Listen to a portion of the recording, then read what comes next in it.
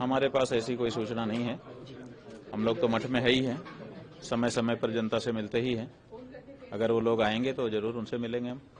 हाँ, लेकिन ये जो षड्यंत्र रचा जा रहा है, लगातार देखा गया है कि ऐसा षड्यंत्र, पहले तो ऐसी घटनाएं नहीं हुई। जब आपने कई सारी चीजें हुई, कुंभ हुई, गौ माता के लिए आपने बोला, तभी ऐसी बात आ गई अचानक से। अभी तो आप लोग देख ही रहे हैं, इसमें हमको क्या कहना है।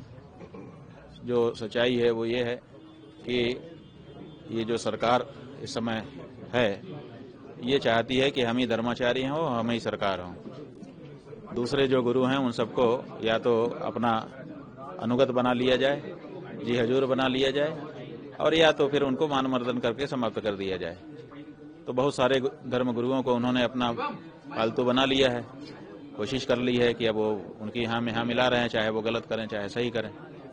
अब ये शंकराचार्य जी का पद है। 4 शंकराचार्य देश में है जो सनातन धर्म की रक्षा सदा से करते चले आए हैं। उन पे प्रहार हमारे माध्यम से उन्होंने शुरू कर दिया है कि या तो हमारे वश में हो जाइए और नहीं तो आपको किसी भी तरह से कुछ भी करके बर्बाद कर देंगे।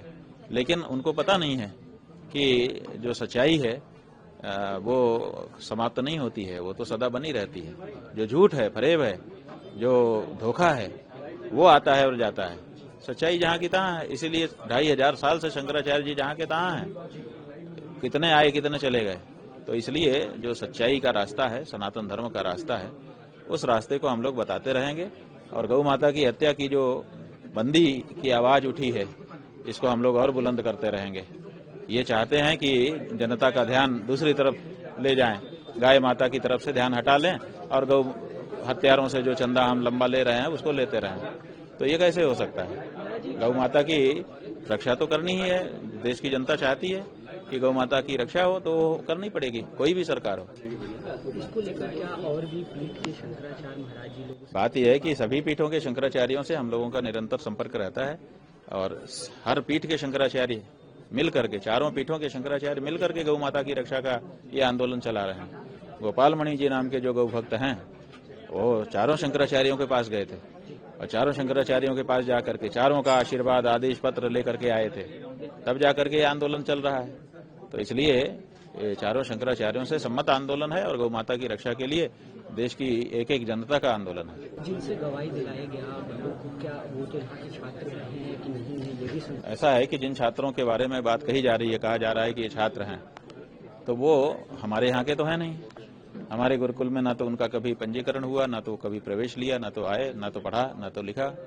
तो वो जो मार्कशीट जमा की गई है कोर्ट में, उससे पता चला कि वो हरदोई के हैं। क्योंकि जो इन्होंने शिकायत पत्र दिया है, शिकायत पत्र में भी इन्होंने मूल पता नहीं दिया है। प्रयाग त्रिवेणी क्षेत्र में सेक्टर नंबर 6 का, हाँ, ऐसा दिया है। तो हम लोगों को पता ही नहीं था कि कौन बच्चे हैं। अभी मार्कशीट जमा करने के बाद से पता चला कि हरदोई जिले में कोई विद्यालय है, वहाँ के ये छात्र हैं। तो वहाँ के बच्चे हैं। हमारे से इनका क्या लेना देना है। जब हमारे यहाँ ना आए, न गए, न पढ़े, न लिखे, तो हम लोगों से उनका क्या लेना देना है। महाराज जी, कोई आपकी तरफ से कोई एक्शन या कोई कोर्ट गए हैं स्टे लेने के लिए आपके तरफ? ऐसा है कि वकीलों के प्रस्ताव हमारे पास आए थे कि हम इसमें कानूनी मदद आपकी करना चाहते हैं बिना किसी शुल्क के। तो हमने उनमें से कुछ वकीलों को नियुक्त कर दिया कि ठीक है, आप लोग इसको देखिए। वो लोग देख रहे हैं। हमने उनसे कहा कि हमको बार बार इसमें मत बताइएगा, क्योंकि हम इसमें ज़्यादा अपना दिमाग नहीं लगाना चाहते हैं। हम अपना जो मूल लक्ष्य है, जैसे हमारे मठ के जो हमारे परंपरागत कार्य हैं और साथ साथ में गौ माता की रक्षा का, इसी में हम ज़्यादा अपना समय देना चाहेंगे। तो उन लोगों ने कहा कि आप निश्चिंत रहिए, हम लोग जो उचित होगा वो करेंगे, कर रहे होंगे।